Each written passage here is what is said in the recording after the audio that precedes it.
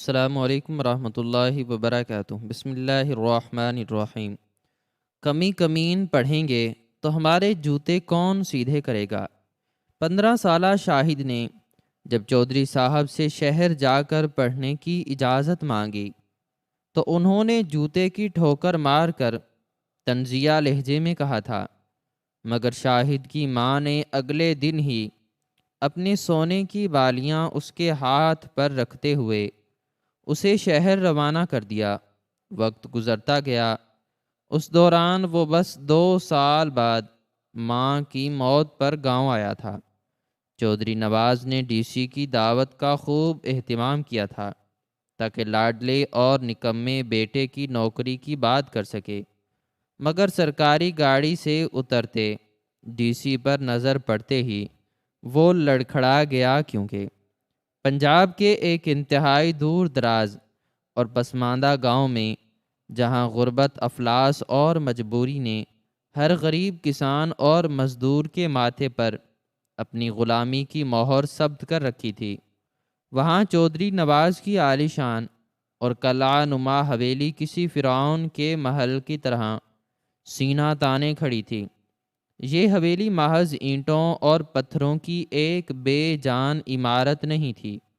بلکہ اس پورے علاقے پر چودھری کے جابرانہ تسلط، ظلم، جبر اور بے پناہ طاقت کی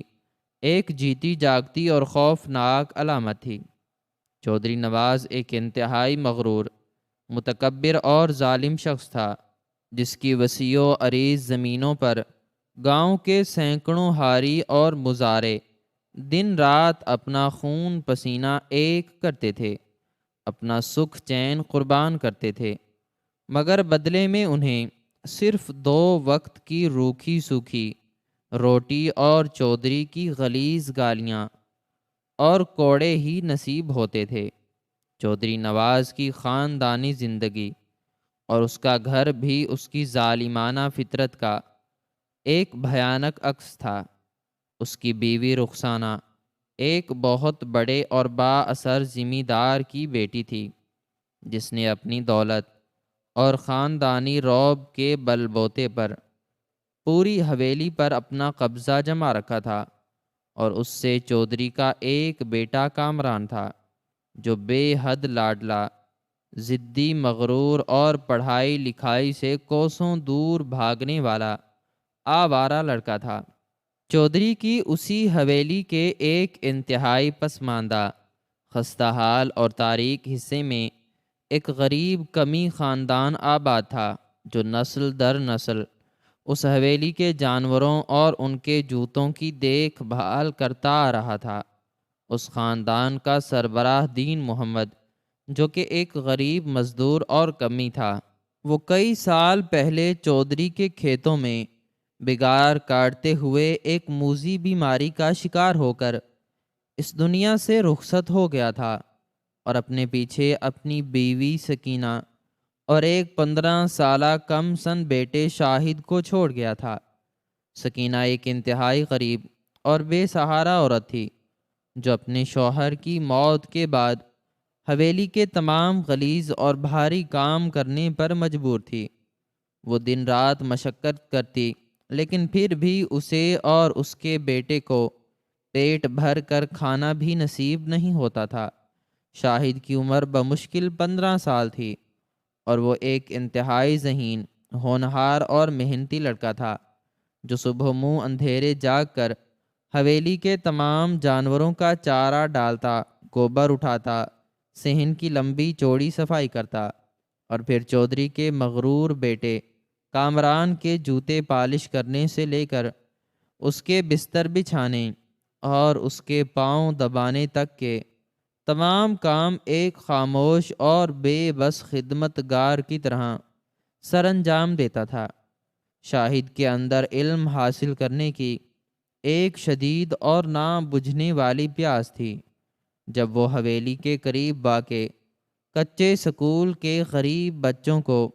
کتابیں اٹھائے جاتے دیکھتا تو اس کا دل شدت سے مچلنے لگتا کہ وہ بھی ان کی طرح پڑھے لکھے اور ایک باعزت انسان بنے، لیکن اس کی یہ معصوم خواہش اس تاریک حویلی کی اونچی اور مضبوط دیواروں کے اندر اور اس کمی ہونے کے تانے تلے کہیں گھٹ کر رہ جاتی تھی۔ وہ اکثر راتوں کو جب سارا گاؤں سو جاتا تو مٹی کے دیے کی مدھم اور کامتی ہوئی روشنی میں پرانی اور پھٹی ہوئی کتابیں جو اسے کہیں سے مانگ تانگ کر مل جاتیں پڑھنے کی ناکام کوشش کرتا، اور اس کی بوڑھی اور بیمار ماں سکینہ دور ایک کونے میں بیٹھی اپنے بیٹے کی اس لگن اور مجبوری کو دیکھ کر خاموشی سے اپنے آنسو بہاتی رہتی۔ سکینہ جانتی تھی کہ اس کا بیٹا اس ذلت بھری زندگی کے لیے پیدا نہیں ہوا، اور اس کے اندر ایک بہت بڑا اور کامیاب انسان بننے کی بھرپور صلاحیت موجود ہے، مگر وہ چودھری کے وحشت ناک خوف اور اپنی کمی ہونے کی اس ذلت کے سامنے مکمل طور پر مجبور اور لاچار تھی۔ شاہد کا حساس دل روز بروز اس غلامی کی زندگی سے اکتا رہا تھا، اور وہ کسی بھی طرح اس قید خانے کی زنجیریں توڑ کر شہر کے بڑے تعلیمی اداروں میں جا کر اپنی پڑھائی مکمل کرنا چاہتا تھا۔ ایک روز جب موسم انتہائی گرم تھا، سورج آگ برسا رہا تھا اور ہوائیں کسی بھٹی کی طرح تپ رہی تھیں، چودھری نواز حویلی کے بڑے اور سایہ دار صحن میں اپنی آرام دہ چار پائی پر بیٹھا حقہ پی رہا تھا، اور اس کے مظاہرے خوف سے کانپتے ہوئے اس کے پاؤں دبا رہے تھے۔ شاہد نے اپنے دل کو مضبوط کیا اور ہمت کر کے اس کے پاس گیا، اور انتہائی ادب اور لرزتی ہوئی آواز میں اس سے ہاتھ جوڑ کر التجا کی کہ وہ اسے شہر جا کر مزید تعلیم حاصل کرنے کی اجازت دے دے اور اسے حویلی کے کاموں سے آزاد کر دے، کیونکہ وہ پڑھ لکھ کر کچھ بننا چاہتا ہے اور اپنی ماں کی زندگی کو اس تاریکی سے نکالنا چاہتا ہے۔ شاہد کی یہ معصوم بات سنتے ہی چودھری نواز کا رنگ غصے اور تکبر سے سرخ ہو گیا، اس کی آنکھوں میں خون اتر آیا۔ اس نے حقے کی نئے ایک طرف زور سے پھینکی اور ایک انتہائی کرخت اور طنزیہ قہقہہ لگایا، جس کی دہشت ناک گونج پورے صحن میں پھیل گئی۔ چودھری نے انتہائی حقارت بھری نظروں سے اس غریب کمی کے بیٹے شاہد کو اوپر سے نیچے تک دیکھا، اور پھر پوری طاقت سے اپنے پاؤں میں پہنے ہوئے بھاری چرمی جوتے کی ایک زوردار ٹھوکر شاہد کے کمزور سینے پر ماری، جس سے وہ 15 سالہ دبلا پتلا لڑکا لڑکھڑا کر دور مٹی میں جا گرا۔ اس کے منہ سے خون نکل آیا۔ چودھری نے اپنی کڑک دار اور ظالمانہ آواز میں پورے مجمع کے سامنے انتہائی طنزیہ اور زہریلے لہجے میں کہا کہ کمی کمین پڑھیں گے تو ہمارے جوتے کون سیدھے کرے گا؟ اس کی اس دل خراش بات پر وہاں موجود رخسانہ اور کامران نے بھی زوردار قہقہے لگائے، اور شاہد کے غریب باپ اس کے پھٹے پرانے کپڑوں اور اس کی اوقات کا خوب مذاق اڑایا۔ چودھری نے چلا کر مزید کہا کہ تیری حیثیت صرف میرے دربار میں جھاڑو دینے اور میرے لاڈلے بیٹے کامران کی خدمت کرنے کی ہے۔ ایک کمی کا بیٹا کمی ہی رہے گا، اور اگر تو نے دوبارہ پڑھائی کا نام بھی اپنی زبان پر لیا تو میں تیری کھال کھنچوا کر اس میں بھوس بھروا دوں گا۔ شاہد خاموشی سے زمین پر گرا، اپنے آنسو ضبط کرتا رہا۔ اس کے سینے پر لگنے والے جوتے کی وہ ٹھوکر اس کے جسم سے زیادہ اس کی روح اور اس کی غیرت پر لگی تھی، جس نے اس کے اندر چھپے ہوئے ایک سوئے ہوئے اور خوفناک طوفان کو مکمل طور پر جگا دیا تھا۔ وہ وہاں سے چپ چاپ اٹھا اور سر جھکائے سیدھا اپنی ماں کی اس چھوٹی اور خستہ حال کوٹھڑی میں چلا گیا۔ سکینہ نے جب اپنے بیٹے کی یہ حالت دیکھی اور اس کے سینے پر لگی چوٹ اور اس کی آنکھوں میں چھپا ہوا بے پناہ اور گہرا دکھ محسوس کیا تو اس کا کلیجہ کٹ کر رہ گیا۔ اس نے فوراً شاہد کو اپنے سینے سے لگا لیا اور زاروں قطار رونے لگی۔ شاہد نے روتے ہوئے اپنی ماں کو سارا واقعہ سنایا اور چودھری کے وہ زہریلے الفاظ دہرائے جو اس کے دل کو چھلنی کر چکے تھے۔ سکینہ جو کہ ایک ماں تھی اور جس نے اپنی پوری زندگی اس حویلی کے تاریک کونے میں ذلت سہتے ہوئے گزار دی تھی، اس نے اسی لمحے اپنے دل میں یہ اٹل فیصلہ کر لیا کہ وہ اپنے اکلوتے بیٹے کو اس کمی ہونے کے طانے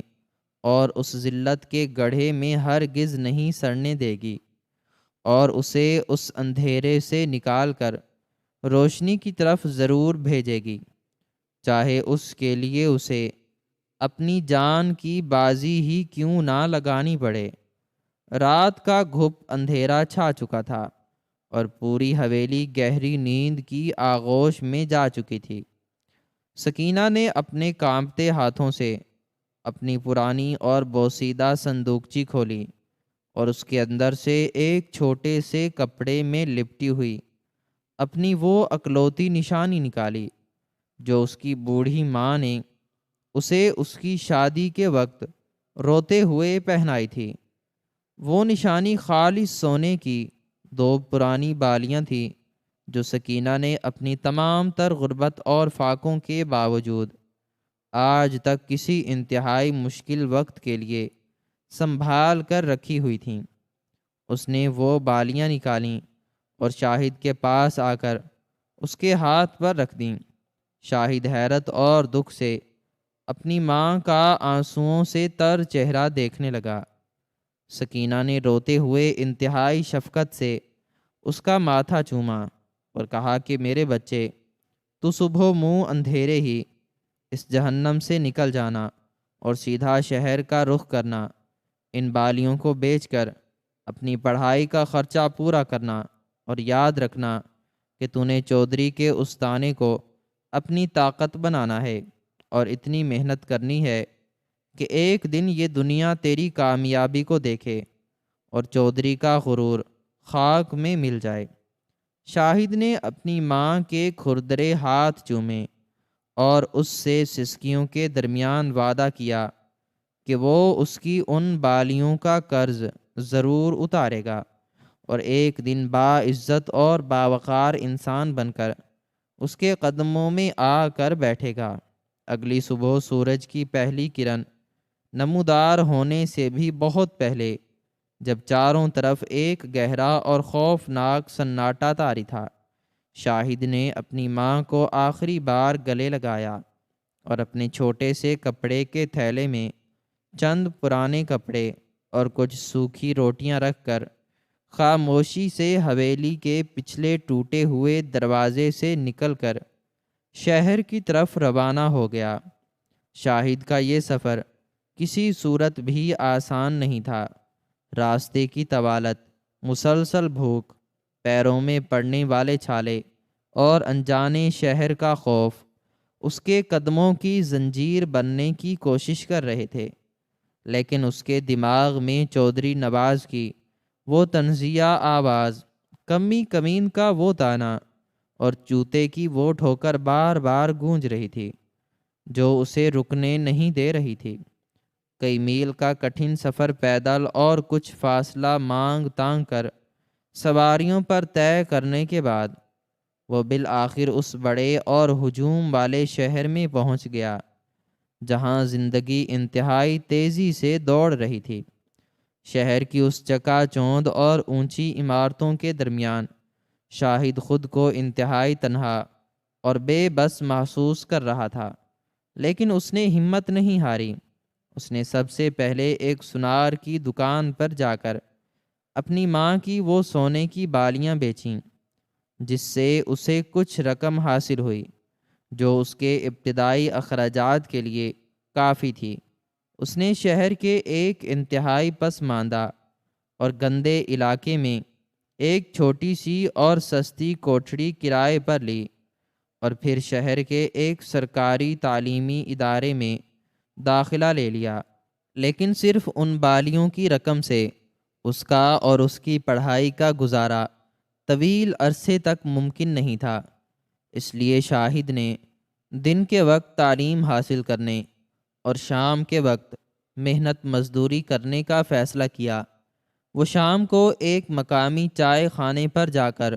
لوگوں کے جھوٹے برتن دھوتا اور رات گئے تک وہاں فرش کی صفائی کرتا۔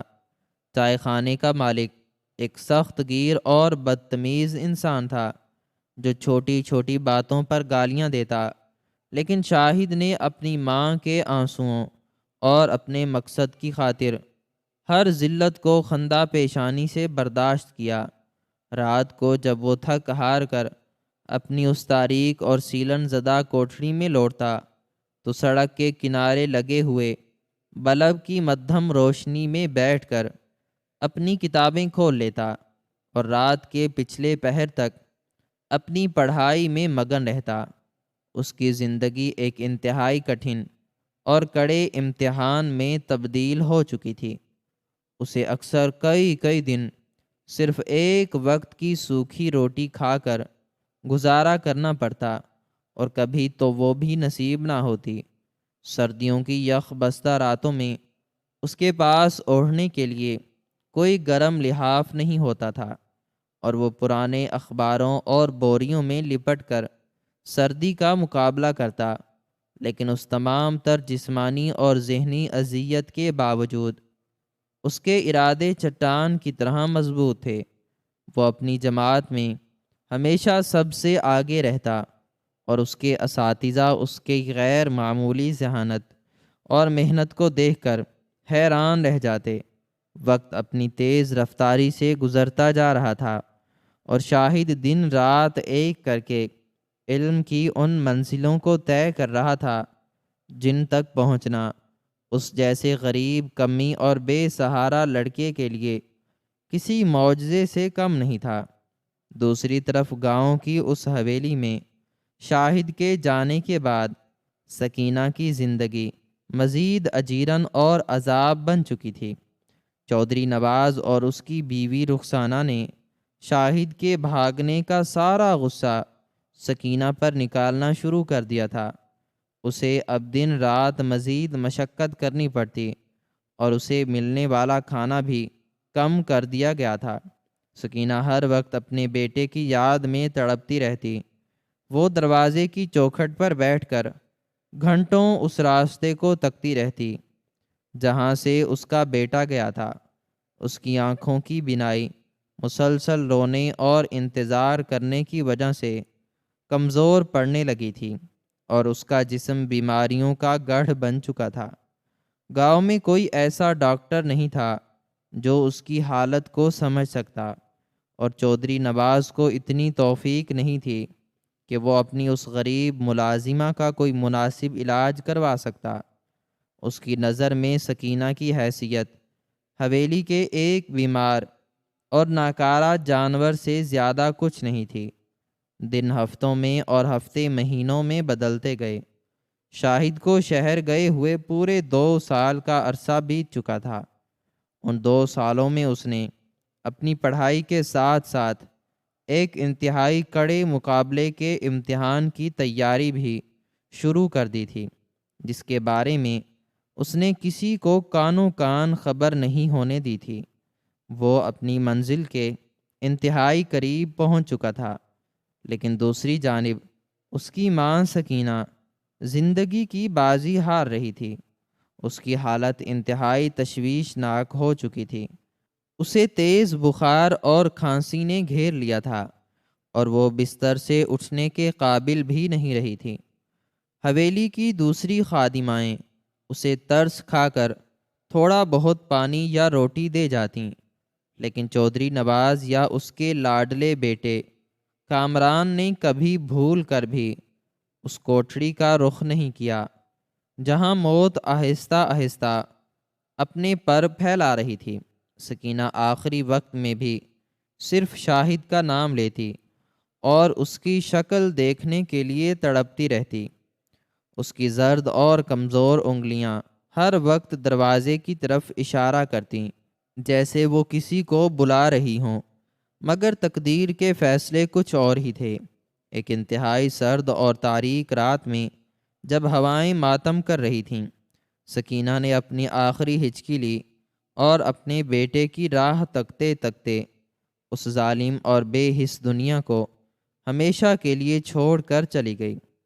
اس کی موت کی خبر صبح حویلی میں اس وقت پھیلی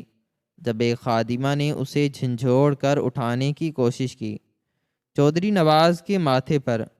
اس موت کی خبر سن کر ذرا بھی شکن نہیں آئی۔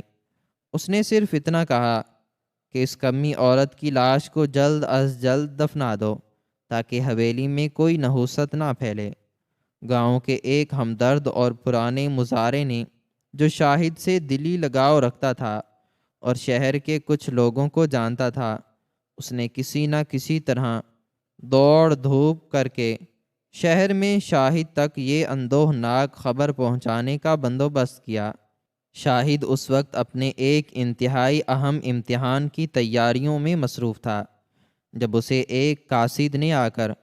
اس کی ماں کی موت کی وہ دلخراش خبر سنائی۔ یہ خبر سنتے ہی شاہد کے پیروں تلے سے زمین نکل گئی اور اس کے دماغ میں ایک زوردار دھماکہ ہوا جس نے اس کی تمام تر خوشیوں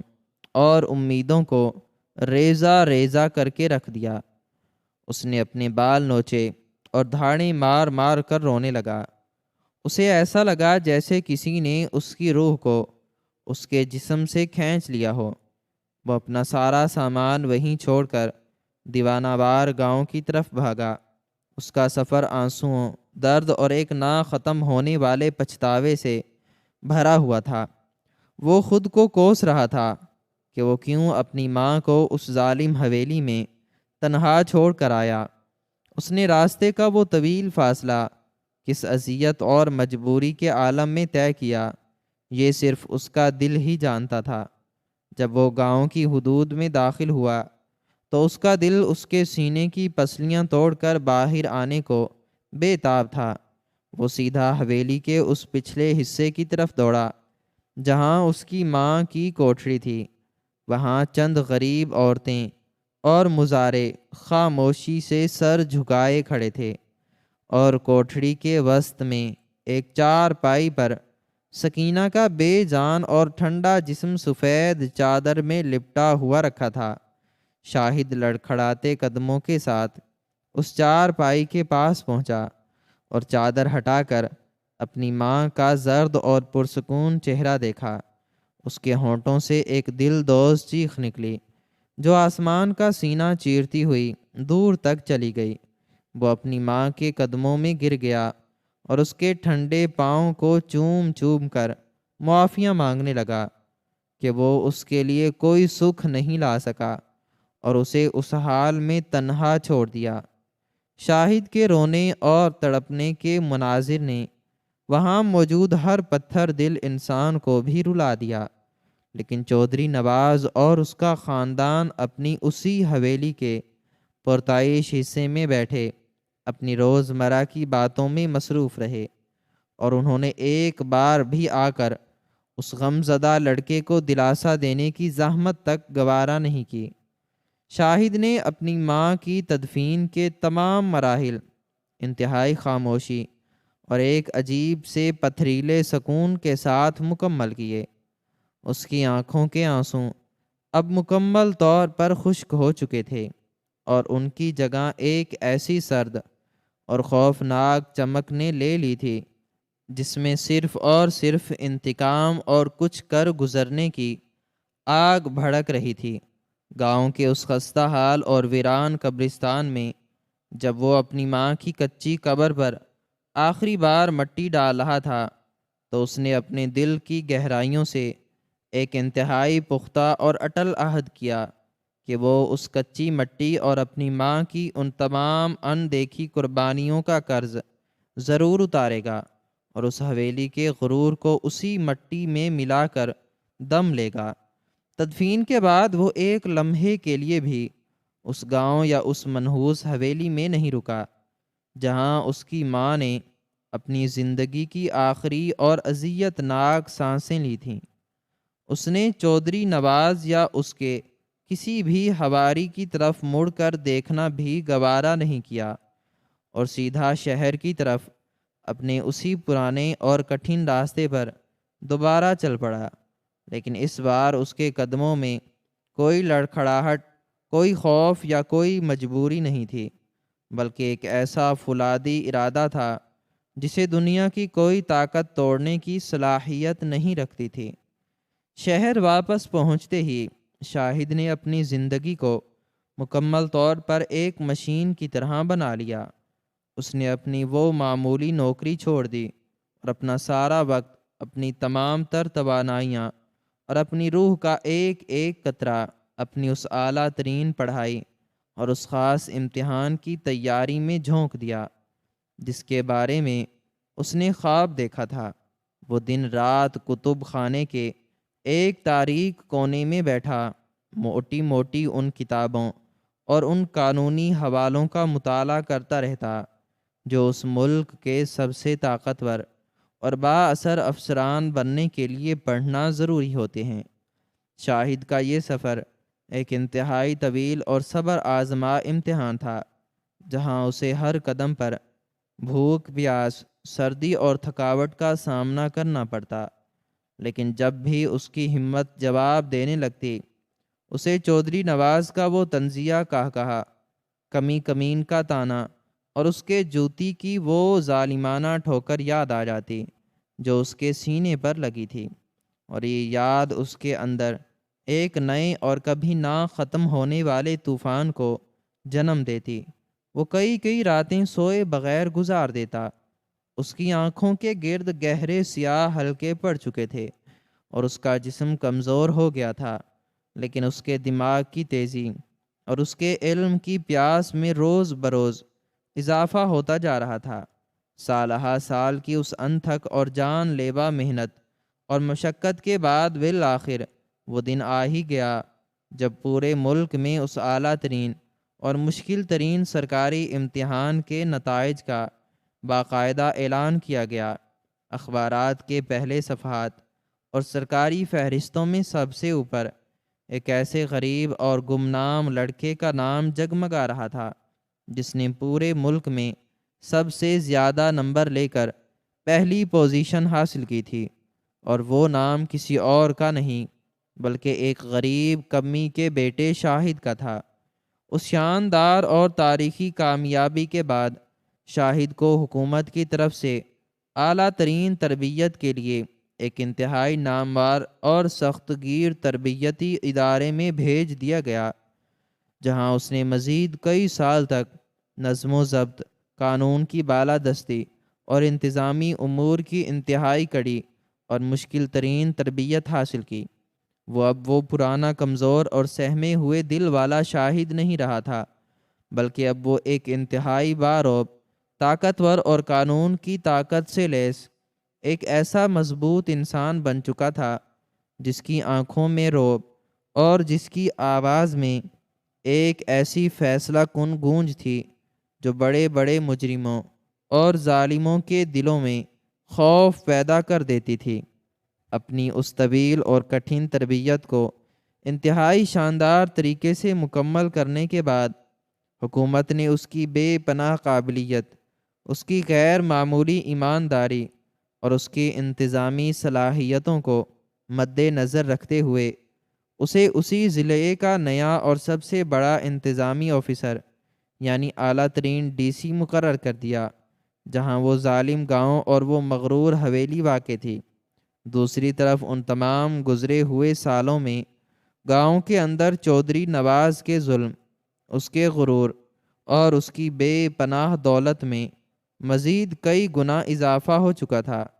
اس نے غریب کسانوں کی زمینیں ہتھیا کر اپنی جاگیر کو مزید وسیع کر لیا تھا، اور اس کا وہ لاڈلا اور نکما بیٹا کامران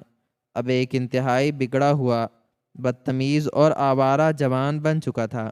جس کا کام صرف گاؤں کے غریب لوگوں کو تنگ کرنا، ان کی عزتوں سے کھیلنا اور اپنے باپ کی دولت کو دونوں ہاتھوں سے بے دردی کے ساتھ لٹانا تھا۔ کامران نے پڑھائی لکھائی کا تو کبھی نام تک نہیں لیا تھا، اور وہ ہر وقت اپنے جیسے آوارہ دوستوں کے ساتھ مل کر حویلی کے چبوترے پر بیٹھ کر تاش کھیلتا یا تیتر اور بٹیر لڑانے کے فضول مشغلوں میں غرق رہتا۔ چودھری نواز کو اپنے اس نالائق بیٹے کی ان حرکتوں پر کوئی خاص شرمندگی نہیں تھی،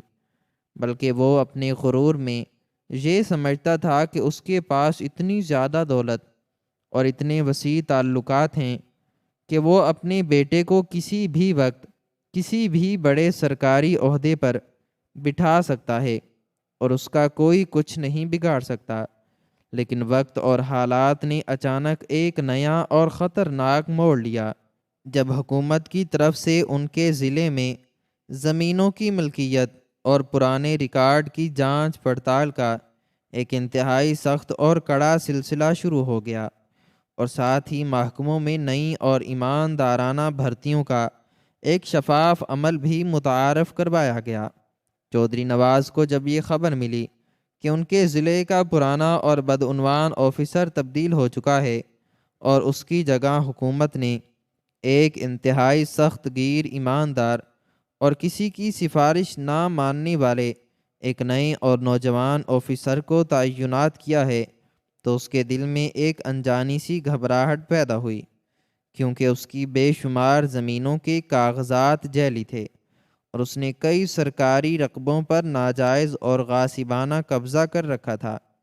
اس کے علاوہ چودھری کی سب سے بڑی اور اہم خواہش یہ تھی کہ وہ اس نئے آنے والے اور طاقتور ڈی سی کی خوشامد کر کے اور اسے بھاری رشوت یا لالچ دے کر اپنے اس نکمے اور آوارہ بیٹے کامران کے لیے کسی بڑے اور منافع بخش سرکاری محکمے میں ایک اچھی اور مستقل نوکری کا بندوبست کر لے، تاکہ اس کا مستقبل محفوظ ہو سکے اور وہ سرکاری طاقت کا ناجائز فائدہ اٹھا کر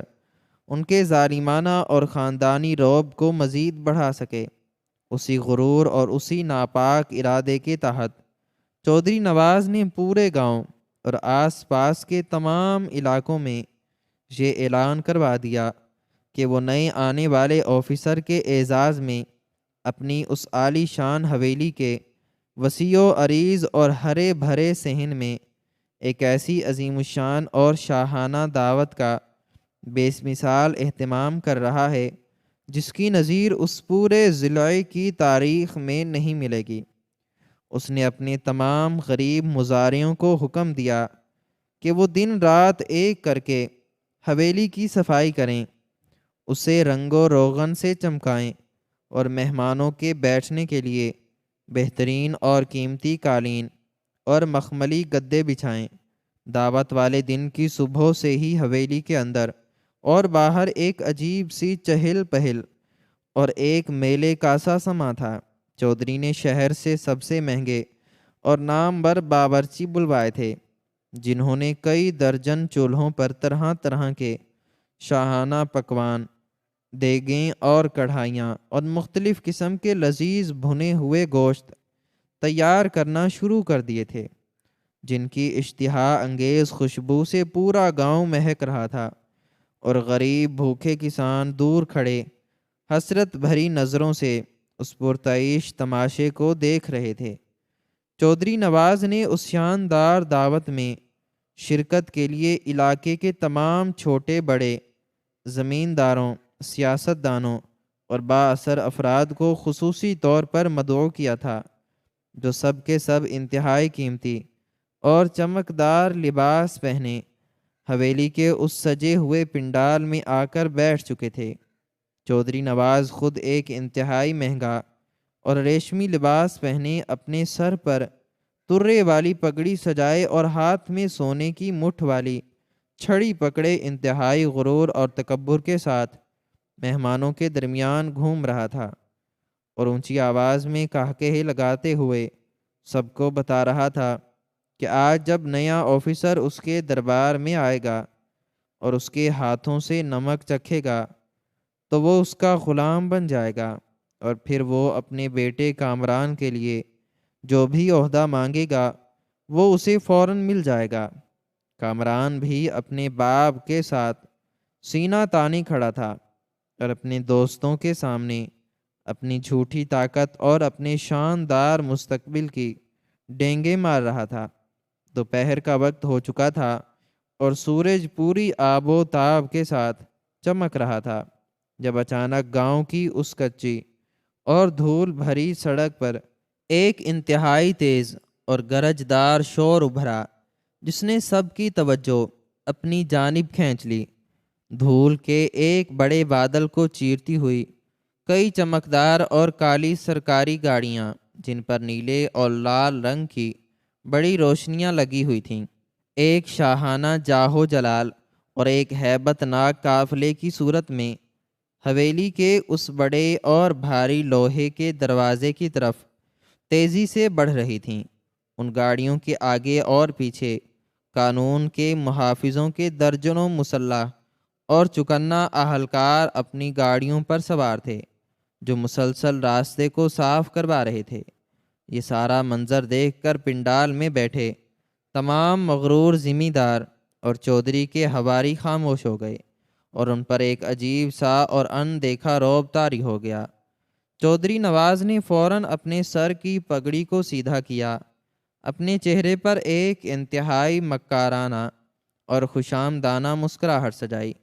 اور اپنے لاڈلے بیٹے کامران کا ہاتھ پکڑ کر انتہائی تیزی سے حویلی کے اس مرکزی دروازے کی طرف بڑھا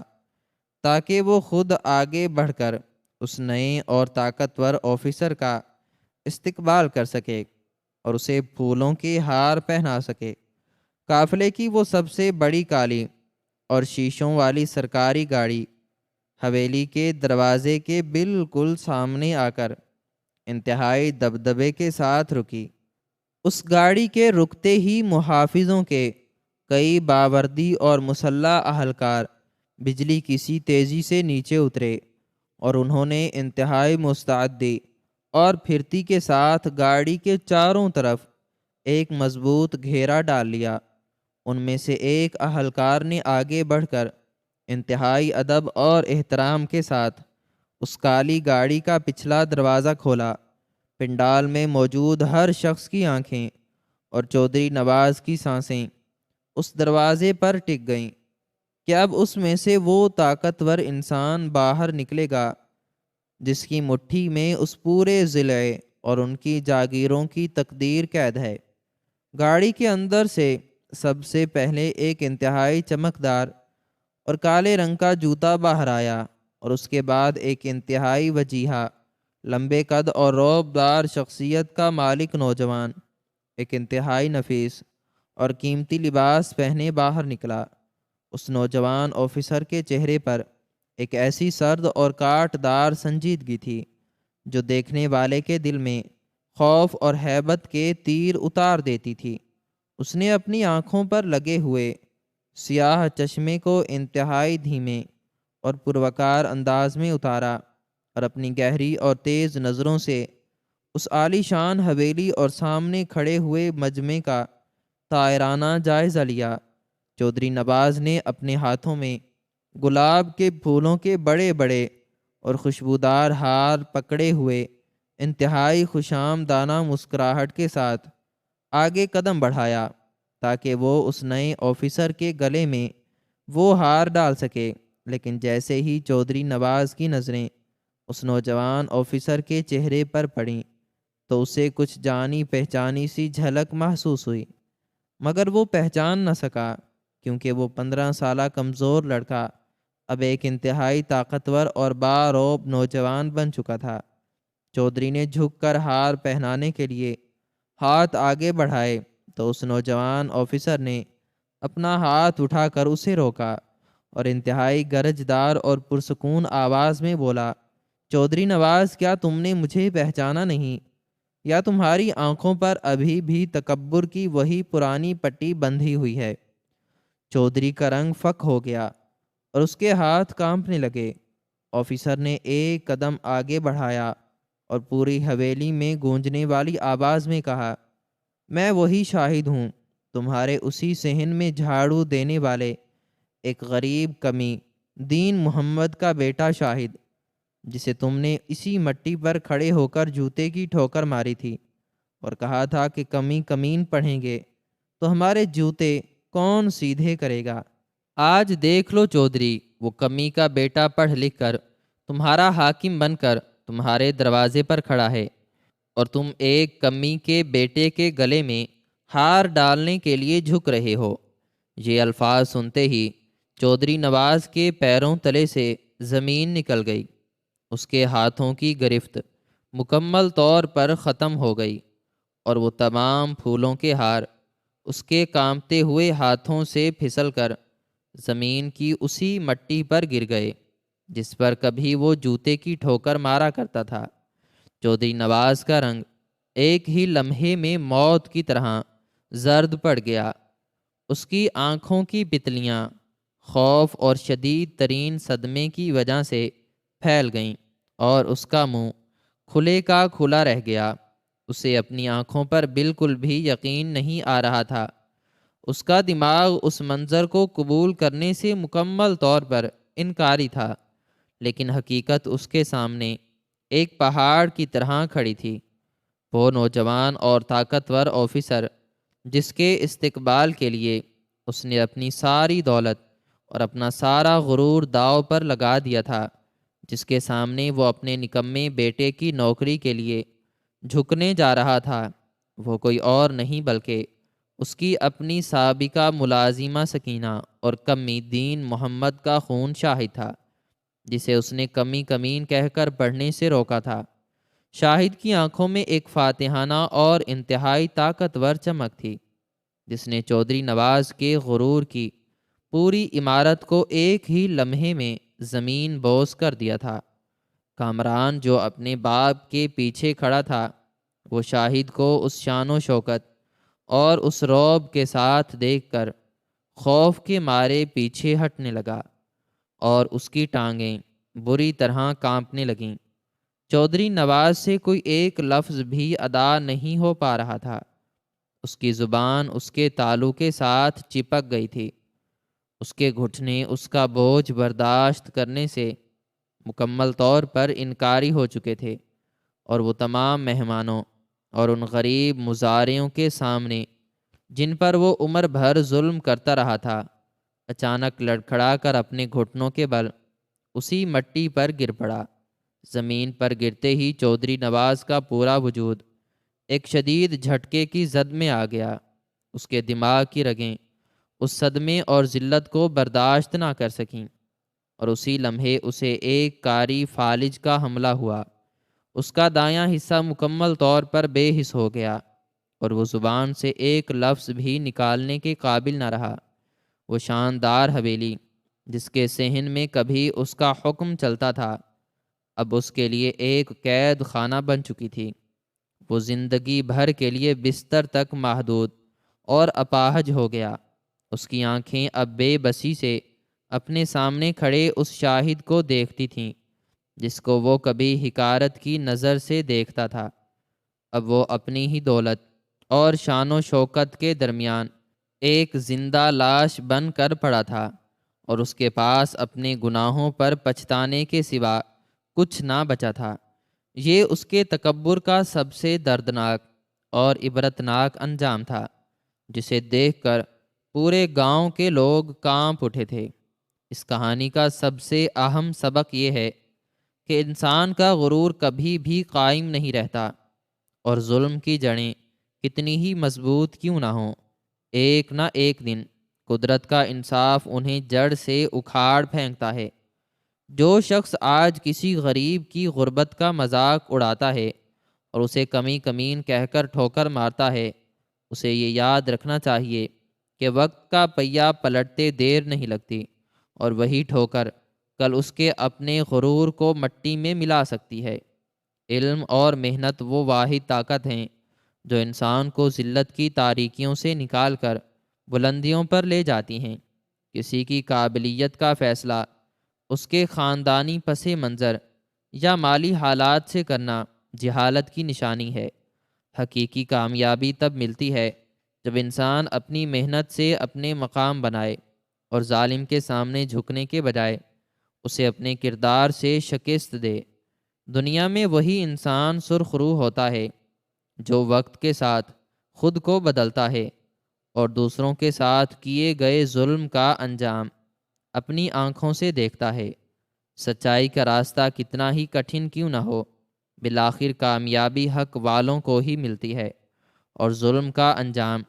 ہمیشہ ذلت اور رسوائی ہی ہوتا ہے۔ ناظرین، ہماری آج کی یہ ویڈیو آپ کو کیسی لگی؟ کمنٹ سیکشن میں اپنی رائے کا اظہار ضرور کریں، اور مزید اس طرح کی ویڈیوز دیکھنے کے لیے ویڈیو کو لائک کریں، شیئر کریں اور چینل کو سبسکرائب کرنا نہ بھولیں۔ شکریہ۔